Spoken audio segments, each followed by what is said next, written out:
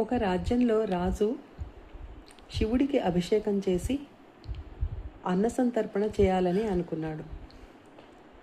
చాటింపు వేయించాడు. చుట్టుపక్కల గ్రామాల్లో ఎవరూ వంటలు చేసుకోవద్దు, ఆ రోజు సమారాధనకు రావాలి అని. సరే, మరి ఇది కావాలంటే దేవుడికి అభిషేకాలకి పాయసాలకి పాలు కావాలి కదా. చుట్టుపక్కల ఊళ్ళ నుండి అందరినీ పాలు తెమ్మని చాటింపు వేయించాడు. అన్ని గ్రామాల నుండి కావళ్లతో పాలు తీసుకొస్తున్నారు. రాజుగారి వంటశాలలో పెద్ద పెద్ద పాత్రలలో నింపుతున్నారు. అలా తెస్తూ ఉంటే ఒకరోజు ఒకతను పాలకావడి తీసుకొస్తూ ఉంటే అతనికి ఆయాసం వచ్చింది. అప్పుడు చెట్టు కింద కూర్చుని కాసేపు విశ్రమించాడు. నిద్ర పట్టేసింది పాపం. కాసేపటికి పైనుంచి గరుడ పక్షి పామును పట్టుకొని వెళ్తుంది.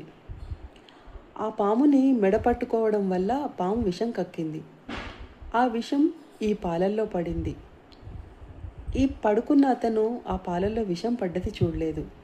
కింద పాలున్నాయని పాముకు కూడా తెలియదు కదా. గరుడ పక్షి తన ఆహారం కోసం పామును తీసుకువెళ్తుంది. అది దాని ధర్మమే. ఎవరి ధర్మం వాళ్ళు నిర్వర్తించారు. ఇక్కడ పాలు తీసుకొచ్చి ఇతను పాల పాత్రలో పోసాడు. దాంతో పాయసం చేసేసరికి చాలామంది తిన్నవారు చనిపోయారు. ఈ కేసు చిత్రగుప్తుని కోర్టుకు వెళ్ళింది. ఆయనకి ఏం చేయాలో అర్థం కాలే. ఈ పాపం ఎవరికి వేయాలి, ఎవరిది తప్పు లేదు ఇందులో అని అనుకొని బ్రహ్మ దగ్గరికి వెళ్ళాడు. బ్రహ్మ మొత్తం విన్నాడు.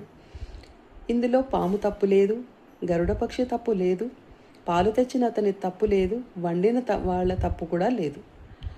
కాబట్టి ఈ పాపాన్ని ఎవరి ఖాతాలో వేయాలంటే ఊరికే కూర్చొని వీళ్ళ మీద వాళ్ళ మీద నిందలు వేస్తూ కాలక్షేపం చేస్తుంటారు కదా, అలాంటి వాళ్ళ ఖాతాలో వేసేయి అని చెప్పాడట.